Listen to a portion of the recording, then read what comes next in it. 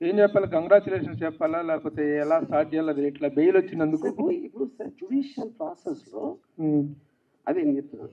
ఇప్పుడు judicial process మీరు ఏమి లాయర్తో మాడక్కలేదు, జస్ట్ మీరు వికీపీడియాలో కానీ లేకపోతే సెక్షన్ ఫలానా లేకపోతే 41 CRPC నోటీస్ ఏంటి అని పెడితే అందరికీ తెలుస్తుంది. అదే దానికి పెద్ద బ్రహ్మ మీకు మహా ఎడ్యుకేటెడ్ అని అవసరం లేదు. ఓకే, అందరూ ఒకటి మిస్ అవుతుంది. ఆర్జీని అరెస్ట్ చేయాలి, ఇంకా అరెస్ట్ చేయాలి అంటే ఏంటది, ఏం కేసు అని వాడు అడగడు. ఇప్పుడు బెయిల్ అనేటువంటిది వచ్చిందా, కేసా లేకపోతే కిడ్నాపింగ్ కేసా, ఏం కేసు వస్తుంది? అది కదా మెయిన్ డిస్ప్యూట్. అది మీరు ఒక్కసారి అది మీరు దాని మీద ఫోకస్ పెడితే మీకు ఫస్ట్ ఏం అర్థం అవుతుంది, రోజుకి 500 చూస్తున్నాం కదా ఇలాంటి మీమ్స్, అందరూ చేస్తారు కదా మొత్తం దేశం అంతా, ఇదేంటి అంత స్పెషల్ అడుగుతారు కదా. అది అడగకుండా ఉంటే అరెస్ట్ అరెస్ట్ అరెస్ట్ అరెస్ట్ అంటే ఎలాగా? ఇప్పుడు బెయిల్ పూర్తి స్థాయిలో వచ్చింది, సోమవారానికి వాయిదా వేశారు కదా. అది జ్యుడిషియల్ ప్రాసెస్. ప్రాసెస్లో ఇంటరిమ్ బెయిల్ ఇస్తారు ఒక డేట్కి, దాని తర్వాత ఎక్స్టెండ్ చేస్తారు, లేకపోతే ఇంకోటి ఇస్తారు, లేకపోతే ఇంకోటి ఏదో వేరే వేరే పిటిషన్స్ అన్నీ వేస్తున్నాం. అదంతా డ్యూ ప్రాసెస్. ఆ డ్యూ ప్రాసెస్ అనేది ప్రతి దాంట్లో ఉంటుంది. కానీ మెయిన్ పాయింట్ ఎక్కడండి, నేను యాంటిసిపేటరీ బెయిల్ ఇచ్చిన రీజన్ ఆల్రెడీ చెప్పాను. కానీ ముఖ్య రీజన్ ఏంటంటే పోలీసులు ఇంతవరకు చెప్పలా నన్ను అరెస్ట్ చేస్తానని, అరెస్ట్ చేయబోతున్నామని చెప్పలా. అది మెయిన్ పాయింట్ నేను చెప్పేది. అది మీరు అవాయిడ్ చేసేసి మేము మొదట అరెస్ట్ అరెస్ట్ అరెస్ట్ అంటున్నారు. అది ఇప్పుడు మీకు హెల్ప్గా నిలబడింది ఇండియన్ జ్యుడిషియరీనా, లేకపోతే గతంలో ఒకసారి వ్యూహం సినిమా రిలీజ్ అప్పుడు, ఒక్క నిమిషం సార్, మాకు వ్యూహం సినిమా రిలీజ్ అప్పుడు ఎలా మీరు సెన్సార్ మేనేజ్ చేశారు, ఎలా how we could have come out of this అని అడిగితే దావూద్ ఇబ్రహీం హెల్ప్ చేశాడని చెప్పారు మీరు. ఇప్పుడు ఎవరు హెల్ప్ చేశారు అంటే? ఇప్పుడు దావూద్ ఇబ్రహీం హెల్ప్ చేశాడు అని మీరు నమ్మారు? అది జోక్, అది జోక్ అని కూడా తెలియదు. ఇప్పుడు కూడా చెప్పాను. ఇప్పుడు ఫర్ ఎగ్జాంపుల్ డ్యూ ప్రాసెస్లో దానికి ఉన్న సెక్షన్స్, దానికి ఉన్న ఎలిమెంటు, ఇప్పుడు ఒకటి ఏదైనా జరిగినప్పుడు సపోజ్ ఆ ఫీల్డ్ ఉందనుకోండి, దానికి ఒక యాక్షన్ జరగాల. మీరు నేను మిమ్మల్ని ఇప్పుడు చెప్పాను ఫలానా వాడిని కొట్టమని చెప్పాను, నేను చెప్పాను అంతే. మీరు కొట్టి ఏం చేస్తారు, ఆర్జీవీ చెప్పాను. ఆర్జీవీ చెప్పినందుకు కొడితే అది నాకు దాని నుంచి డైరెక్ట్గా మీరు ఒక లాభం అనేది ప్రూవ్ చేయలేకపోతే నేను చెప్పినా కూడా that won't become an offence. Okay, so ఇప్పుడు 1 year బ్యాక్ నేను పెట్టిన ఏదైతే చెప్తున్నారో అది దాని వలన ఏం జరిగింది, అసలు ఇంత 1 yearలో ఏం జరిగింది ఒకటి. రెండోది, ఆ రోజున ఈయనంటే ఇప్పుడు నిద్రలేసాడు పెట్టినాడు, ఆ రోజున ఉన్న మెయిన్ స్ట్రీమ్ మీడియా ఇంక్లూడింగ్ వాళ్ళతో ప్రోలో ఉన్నా కూడా వాళ్ళు ఏదైనా అనుకున్నారా దాని గురించి? అనుకోవాలి. ఎందుకు అనుకోలేదంటే వాళ్ళు చేస్తారు, అదే చేస్తారు, ప్రోగ్రామ్స్ చేస్తారు. ఏది డూపులు పెట్టి, ఇది పెట్టి, క్యారికేచర్స్ పెట్టి, కార్టూన్స్ పెట్టి, పొలిటికల్ లీడర్స్ని కానీ సెలబ్రిటీస్ని కానీ ఎవరినైనా కంటిన్యూస్గా మీరు కార్టూనిష్గా చేయటం అనేది it's a culture in the whole world, in a free world. Yeah Ajeev గారు, అయితే 1 year బ్యాక్ జరిగిన దానికి కేసులు పెట్టడం ఏంటని మీరు అడిగారు. లాస్ట్ 5 yearsలో కూడా మీరు సినిమాలు తీశారు, ఈ గవర్నమెంట్ మారిన తర్వాత మానేశారు. ఎవరికి టైం వచ్చినప్పుడు వాళ్ళు నడిపిస్తారని ఎందుకు అనుకోవట్లే మీరు? ఎవరికి టైం వచ్చినప్పుడు వాళ్ళు నడిపిస్తారంటే ఏం నడిపిస్తారు అంటే మీరు పొలిటికల్ మూవీస్ చేయనన్నారు కదా, ఇప్పుడు కూడా చెయ్యొచ్చు కదా. ఎందుకు చేయాలి? మూవీస్ చేయడానికి నా రీజన్, అప్పుడు భయపడ్డారు అనుకోవచ్చు కదా దాన్ని. నేను చెప్పింది ఎప్పుడు వ్యూహం రిలీజ్ అవ్వక ముందు చెప్పాను, నేను ఇంకా పొలిటికల్ మూవీస్ చేయను. ఎందుకు చేయనని చెప్పానంటే నాకు ఆ సెన్సార్ డీలేస్ అంతా చిరాకేసింది. అది ఇది అని చెప్పి నా మొత్తం టైం 1 year వేస్ట్ అయిపోయింది దాంట్లో, దాని వల్ల ఆ విధంగా నా డెసిషన్ తీసుకున్నాను. అది నేను చెప్పింది. సో మీడియా గురించి మాట్లాడారు కదా, సెన్సార్ సినిమాలకు ఉన్నట్లే మీడియాకు కూడా ఉండాలి అని చెప్పి. ఉండాలి అని చెప్పలేదు, ఉంటే బాగుంటుంది. పోనీ నో కుదరదు. ఎందుకంటే మీకు బట్ ఎవరు టెలికాస్ట్ చేసింది వాళ్ళకి డేటాబేస్ లో రికార్డ్ అయ్యి ఉంటుంది. మీ మీద ఆరోపణలు చేశారు, లేకపోతే మీ బొమ్మలు ఇలా కార్టూన్ రూపంలో వేశారని చాలా చెప్పారు కదా. సో దాని మీద మీరు కేసు ఫైల్ చేసుకోవచ్చు కదా, మీకు స్కోప్ ఉంది కదా. నాకు అవమానం జరిగింది అని. నాకు టైం లేదు, ఎందుకంటే నేను బతికేది ఎవడో నా మీద అన్నాడు, ఆడేదో అన్నాడు అని వాడు వెనకాల పట్టలో నా టైం నేను వేస్ట్ చేసుకోను. నేను అది చెప్పేది. అందుకని you have to leave it. అదేవి దాన్ని సీరియస్గా తీసుకోకూడదు, తీసుకోవాలని చెప్పట్లే నేను. ఎందుకంటే we have become a part of that ecosystem in the social media. దాని నుంచి ఎవరు బయటపడలేరు. అప్పుడేంటి, అది మనం ఏం చేయలేం కాబట్టి దాంతోపాటు we have to adapt to it. అది నేను చెప్పింది. వర్మ గారు ఈ మొత్తం ఎపిసోడ్ అంతా కూడా మిమ్మల్ని బాగా డిస్టర్బ్ చేసినట్టుంది. సో ఇప్పుడు ఇదేంటంటే అది నేను ఎలా ఉన్నాను అనేది మీ దృష్టిలో ఫీల్ అవుతుంది. ఇప్పుడు ఫర్ ఎగ్జాంపుల్ నేను ఒక చిన్న ఎగ్జాంపుల్ ఇస్తాను. నాగార్జున ఒక చెట్టు దగ్గర అన్నపూర్ణ స్టేజ్లో ఒక చెట్టు ఉంది. చాలాసార్లు అక్కడ కూర్చున్నాడు. నాగార్జునకి ఏదైనా హిట్ వచ్చినప్పుడు ఏమన్నారంటే కొంచెం తేజస్వామి స్పెషల్గా ఉంటాడు, అందుకని చూడండి ఎంత అలా అని చెప్పారు. ఫ్లాప్ వస్తే దిగాలుగా కూర్చున్నాడండి, అది ఎవరు వెళ్ళట్లేదేమో పాపం అనేవారు. ఇంకో దాంట్లో చేస్తే ఇంకో దాంట్లో. సో ఎప్పుడన్నా ఎవరు ఎలా ఫీల్ అవుతున్నారని వాళ్ళు చూసిన దృష్టి పెట్టి ఉంటారు. ఇంకొక ఎగ్జాంపుల్ ఇస్తాను. రితిక్ రోషన్ సూపర్ స్టార్ అయినప్పుడు మన ఫస్ట్ టైం ముగ్గురు ముస్లింలు ఆమిర్, సల్మాన్, షారుఖ్ పెద్ద హీరోలు, ఇప్పుడు మన హిందూ కూడా వచ్చాడని ఒక చిన్న టాక్ వచ్చింది 2001లో, బ్యాక్ ఇన్ 2000. అప్పుడు రితిక్ రోషన్ ఫిల్మ్ఫేర్కి డాన్స్ చేస్తూ ఉంటే షారుఖ్ వచ్చాడు గెస్ట్గా. వీళ్ళందరూ షారుఖ్ మొహం మీద కెమెరా పెట్టి చూడండి ఇక్కడ నవ్వట్లేదు, లోపల కుమిలిపోతున్నాడు, అదేమో ఇదేమో ఇది అంతే. ఎవరు షారుఖ్ ఏమనుకుంటే ఎవరికి తెలియదు అసలు అక్కడ.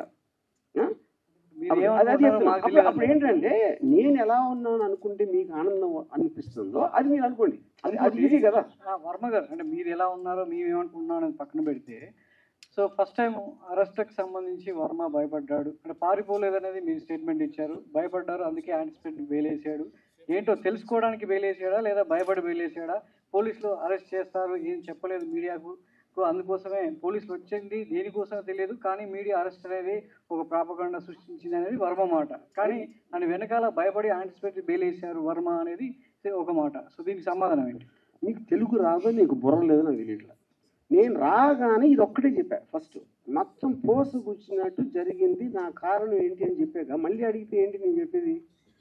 యాంటిసిపేటరీ బెయిల్ రీజన్ చెప్పాను, అక్కడ జరిగింది ఏంటో చెప్పాను, పోలీసులు ఇంతవరకు నాకు టచ్లో కూడా రాలేదని చెప్పాను, 10లోకి రాలేదని చెప్పాను. మళ్ళీ అది అడిగితే ఏం చేయాలి? నేను నోటీస్కి రిప్లై ఇచ్చని చెప్పాను కదండి. రిప్లైలో ఏమి ఇచ్చారో కూడా చెప్పాను. ఎస్ హియర్ అండి. యా ప్రతిదానికి స్ట్రైట్గా మాట్లాడేటటువంటి ఆర్జీవి పోలీసుల విచారణకు సంబంధించి మాత్రం వెళ్ళలేదు, యాంటిసిపేటరీ బెయిల్ వచ్చింది, it's fine. At the same time పోలీసులు సెకండ్ టైం నోటీసులు ఇవ్వడానికి డెన్ వద్దకు వచ్చారనేది క్లియర్ కట్ సమాచారం. సెకండ్ టైం కాదండి, సెకండ్ టైం వేరే డేట్ ఇచ్చారు ఫస్ట్ అయిపోయిన తర్వాత. ఓకే, ఆ డేట్లో నేను 10 o'clockకి నేను రిప్లై పెట్టాను, నాకు ఫర్దర్ టైం కావాలి, లేకపోతే వర్చువల్గా వీడియోలో వస్తాను. ఓకే, ఎప్పుడు రాని ఫోన్ ఎందుకు స్విచ్ ఆఫ్ వచ్చింది? అది చెప్తున్నాను. ఓకే అది నేను చెప్పలేదు ఇందాక. నేను 2 o'clock వరకు నా ఫోన్ స్విచ్ ఆన్లో ఉంది. ఓకే, దాని తర్వాత ఇది వాళ్ళు వచ్చింది 10:30కి. 2 o'clockకి స్విచ్ ఆన్ చేసిన దానికి ఒక్కటి మీడియా వాళ్ళు విపరీతంగా అందరూ ఫోన్ చేసి ఏమైపోతుంది, పోలీసు ఎందుకు వచ్చారు, బ్లా బ్లా బ్లా బ్లా బ్లా, అది నా వర్క్ ఉంది. సెకండ్ రీజను, నేను యాంటిసిపేటరీ బెయిల్ చేసినప్పుడు దానికి ఒక 5గురు వేరే వాళ్ళు చేస్తున్నారు ఒకేసారి అన్న దాని మీద, దానికి ఎలాంటి స్కీమ్ అయ్యి ఉంటుంది, ఎందుకు చేస్తానని హరాస్ చేయడానికని ఆలోచించడానికి నాకు కావాల్సిన టైం దానికి నేను స్విచ్ ఆఫ్ చేశాను. అది ఎప్పుడైతే డెసిషన్ తీసుకున్నానో ఇమీడియట్గా స్విచ్ ఆన్ చేసి ఇక్కడే ఉన్నానని చెప్పాను. వర్మ గారు, మీరు సంవత్సరానికి ముందు జరిగింది ఇప్పుడు ఎందుకు మళ్ళీ తీస్తున్నారు అంటున్నారు. సంవత్సరానికి ముందు మీరు చేసినటువంటి పోస్టులు, మీ అకౌంట్ నుంచి వచ్చినటువంటి పోస్టులు, తర్వాత వచ్చినటువంటి సినిమాలకు సంబంధించి అప్పుడు పవన్ కళ్యాణ్ ఉద్దేశించి మీరు చేసినటువంటి కొన్ని వ్యాఖ్యలు, అప్పుడు జనసేన వాళ్ళు రియాక్ట్ అయ్యారు, కొంతమంది పోలీస్ స్టేషన్ దగ్గర కూడా కంప్లైంట్ ఇచ్చారు. బట్ ఏమంటే అప్పుడున్నటువంటి గవర్నమెంట్ ఆ కంప్లైంట్లు తీసుకోలేదు. బట్ ఇప్పుడు ఎందుకు ఈ కంప్లైంట్లు తీసుకున్నారు? అది నాకు ఎలా తెలుస్తుంది? మీరు స్పెసిఫిక్గా చెప్పకపోతే. అది గవర్నమెంట్ మీడియాలో అన్నిట్లోనే వచ్చింది, మీ వ్యాఖ్యలు అన్నీ వచ్చాయి. ఎక్కడ కాదు వచ్చింది, డిబేటబుల్ డిబేట్స్ కూడా జరిగాయి సార్. మీరు చేసిన ప్రతి ఒక్క ట్వీట్ గురించి ప్రతి ఒక్క ఛానల్ డిబేట్ కూడా జరిగాయి. పొలిటికల్ దాంట్లో అందరూ డిబేట్ చేస్తారు, జ్యుడిషియరీలో స్పెసిఫిక్ కేసు చెప్పాలి. ఇప్పుడు ఇక్కడ స్పెసిఫిక్ కేసు కాబట్టి మాట్లాడుతున్నాం. ఎగ్జాక్ట్ గా నేను అదే చెప్తున్నా. మీరు పెట్టినటువంటి 3 గాడిదలకి ఆ ఫోటోలు పెట్టారు కదా, 3 ఫోటోలు, అదేను వ్యూహం సినిమాలో పవన్ కళ్యాణ్ పోలినటువంటి వ్యక్తి పెట్టి అక్కడ ఉన్నటువంటి సందేశాలు కానీ వ్యాఖ్యలు కానీ, వాటి మీద జనసేన వాళ్ళు మీ డెన్ దగ్గరకు వచ్చారు, మీ పైన ఆరోపణలు చేశారు. ఆరోపణలు కాదు, అరిశారు. అరిశారు. తర్వాత మీరు కూడా ప్రెస్ మీట్లు పెట్టారు. వాళ్ళు కేసులు పెట్టా కూడా కేసులు తీసుకున్నది అప్పుడు ప్రభుత్వం. నేను అదే అంటున్నా, ఆ కేసు ఎక్కడ పెట్టారు నాకు ఎట్లా తెలుసు? ఆంధ్రాలో విజయవాడలో పెట్టారు. వచ్చి అరిసింది డెన్ దగ్గర. ఎక్కడ పెట్టారు కేసు చెప్పండి, ఏ స్టేషన్ లో చెప్పి పెట్టారు? పంజాగుట్లో కూడా కేసులు పెట్టారు, బట్ తీసుకోలేదు అప్పుడు. నేను అదే అడుగుతున్నా, పంజాగుట్లో ఎలా పెడతారు అంటే ఎలాగంటే నా జ్యూరిస్డిక్షన్ అన్నా అభిమానులు మనోభావాలు దెబ్బతిన్న తర్వాత అది ఓకే. నేనేమంటున్నానంటే పోలీసు కేసు తీసుకోకపోతే నేనే ట్రాన్స్ఫర్ చేస్తాను దానికి. Police department is different. నాకు సంబంధం లేదు. I'm film maker. యా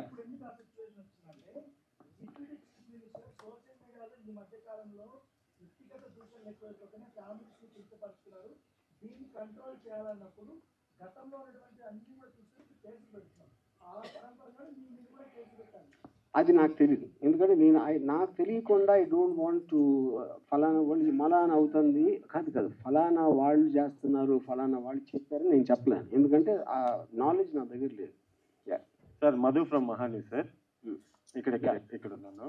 ఈ మధ్య ఏపీలో అరెస్ట్ అవుతున్న కేసులో చాలా మంది జైలుకి వెళ్తున్నారు కదా, వాళ్ళు ఏమంటున్నారు అంటే మాకు గుర్తు లేదు, మర్చిపోయాము ఇలా చెప్తున్నారు. సో ఇప్పుడు మీరు ఆ రెండు వాడకుండా ఆన్సర్ చెప్తారని చూస్తున్నారు. అరే నేను అదే అన్నాను. First of all A case, ఆ కేసు డీటెయిల్స్ చెప్తున్నాయి కదా. మద్దిపాడు పోలీస్ స్టేషన్ ఒకటి. మద్దిపాడు కాదు, ఇందాక మీరు చెప్పారు కదా ఇలా చెప్తున్నారు. అది ఆ క్వశ్చన్ నాది కాదు సార్, ఇది వేరు. నేను టోటల్ గా నేను అనే కేసు వేరు, నా క్వశ్చన్ వేరు. మద్దిపాడు పోలీసులు ఆర్జీవీ డెన్ దగ్గరికి వచ్చిన తర్వాత 2 days మీరు కనిపించలేదు సార్. సినిమా షూటింగ్ 2 days అని ఎలా చెప్తున్నారు? మీరు వాళ్ళు ఉన్నది 2 గంటలు. ఇప్పుడే చెప్పా 3 సార్లు. 2 days బ్యాక్ వరకు కూడా మద్దిపాడు పోలీసులు హైదరాబాద్ లో ఉన్నారు సార్. అక్కడ మీరు చెప్పారా? నాకు తెలుసు సార్, నా దగ్గర ఉంది సార్, ప్రూఫ్ ఉంది. చూపించండి ఇప్పుడే. ఆయన పేరు నోట్ చేసుకోండి. నా పేరు మధు సార్, మహానీస్ లో పనిచేస్తాను. మీరు పోలీస్ ఆఫీసర్ 2 రోజుల నుంచి మేము గాలిస్తున్నాం అన్న వీడియో మీరు చూపిస్తే కనుక సార్ నేను మీకు ₹1,00,000 ఇస్తాను ఇమీడియట్ గా. చూసుకోండి రండి సార్. ఈ ప్రెస్ మీట్ అయిపోయిన తర్వాత మీకు ఆడియో వినిపిస్తాను సార్.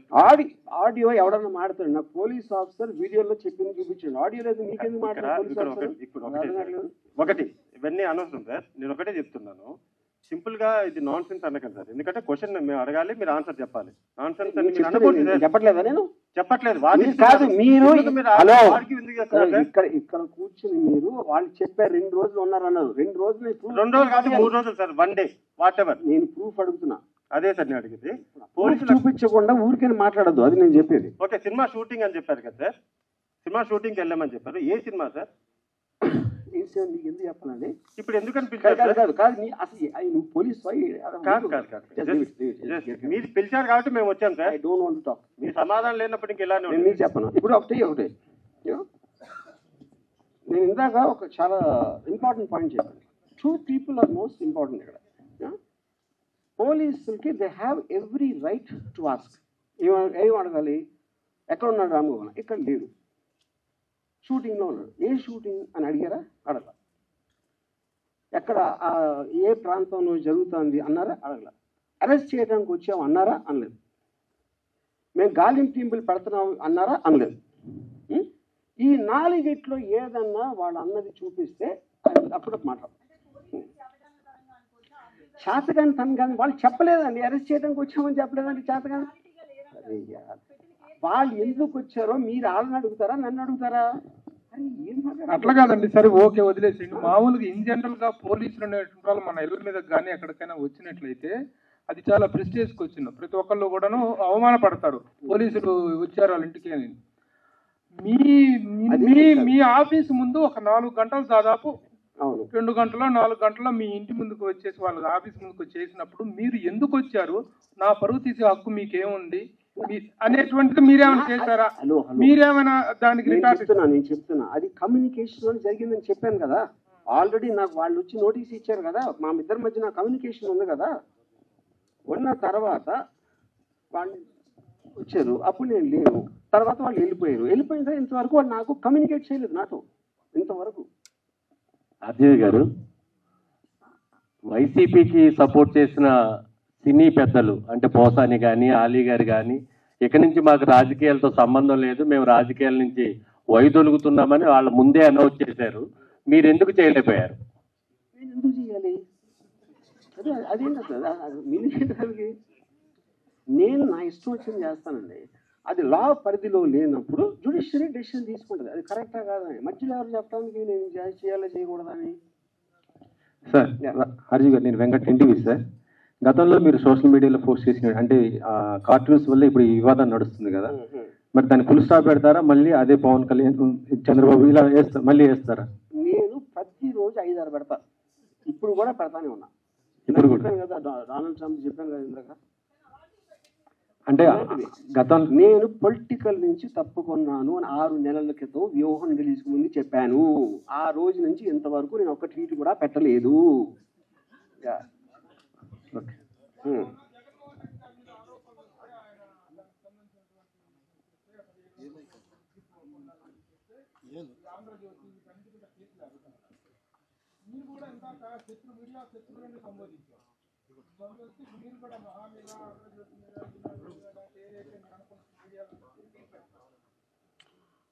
అది case I want to do. దాన్ని అంటే నా కారణాలు వేరు ఉండొచ్చు. ఆ కారణాలు డీటెయిల్స్ నేను తర్వాత చెప్తాను. బికాస్ దిస్ కమ్స్ ఏది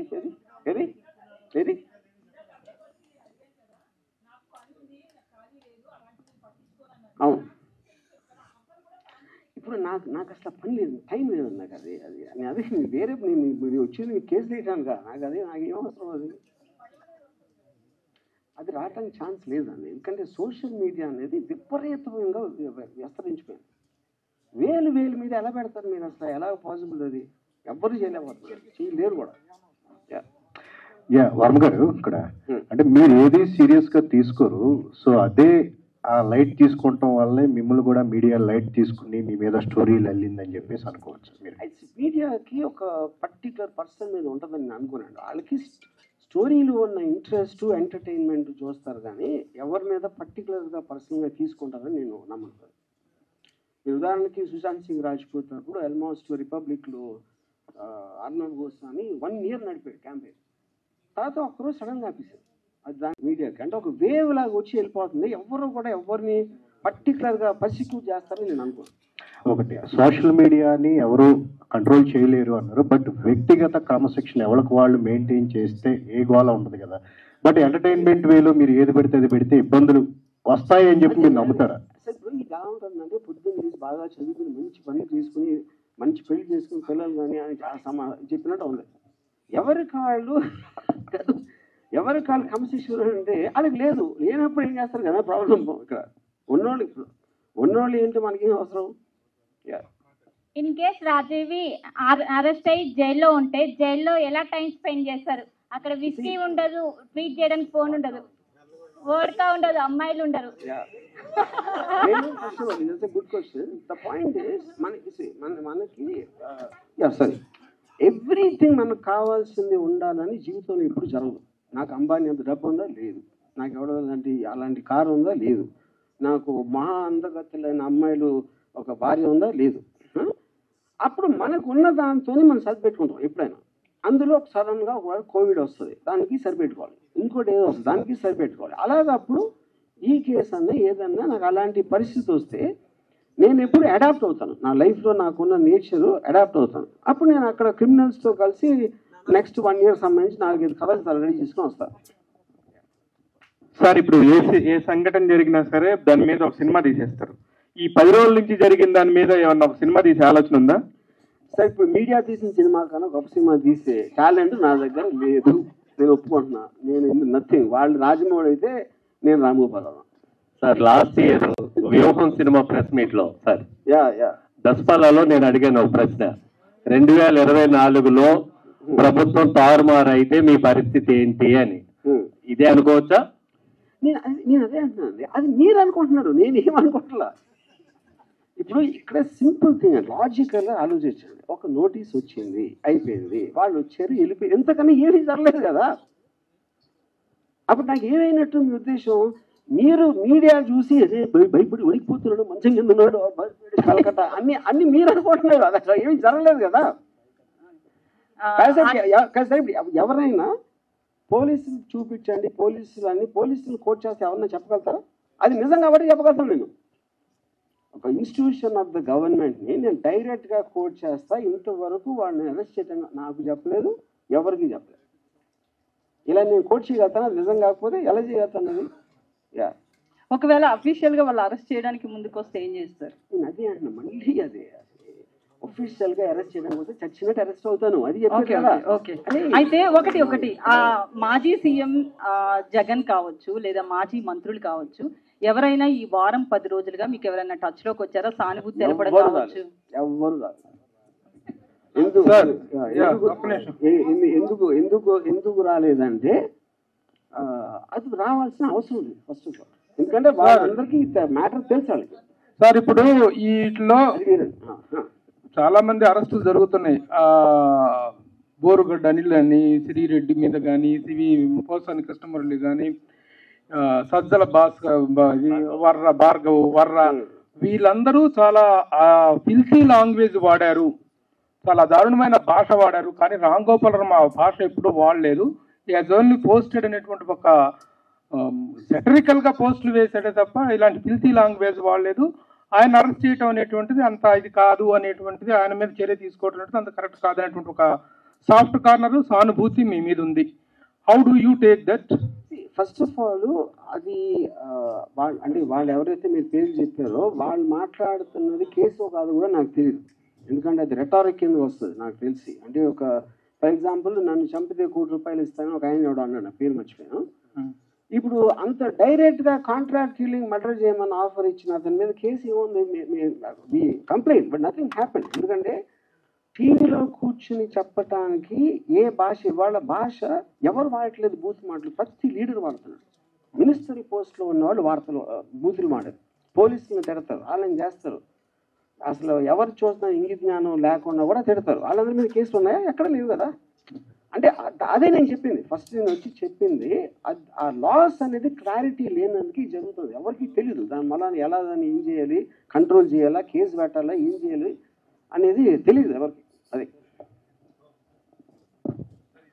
అంటే ఫైనల్ గా ఇది పోలీసులకి రామ్ గోపాల్ వర్మకి జరుగుతున్న లవ్ స్టోరీ, ఇందులో మీడియా ఇన్వాల్వ్ అవుతుంది అనేది మీరు కోరుకుంటున్నారా? ఎట్లా? పోలీస్ వారు వాళ్ళది చేస్తున్నారు, నేను చేసుకుంటున్నాను. మీరు మధ్యలో వచ్చి మీరు సినిమా తీశారు, అది నేను చెప్పేది. పోలీసులు తీయలేదు, నేను తీయలేదు సినిమా ఇక్కడ. సార్ వర్మ గారు, మీ నెక్స్ట్ సినిమా కోసం అందరు కూడా వెయిట్ చేసిన పరిస్థితి. మరి నెక్స్ట్ ప్రాజెక్ట్ ఎప్పుడు రాబోతుంది, ఎలాంటి ప్రాజెక్ట్ అనుకుంటున్నారు? ఆల్రెడీ 2 సినిమాలు అయిపోయినాయి. ఒకటి సారీ అని ఒక థ్రిల్లర్ ఉంది, దాని తర్వాత రష్ అని ఒక మోటార్ స్పోర్ట్స్ యాక్షన్ ఫిల్మ్ ఉంది. ఆ 2 ఆల్మోస్ట్ రెడీ అయిపోతున్నాయి. Done? Yeah.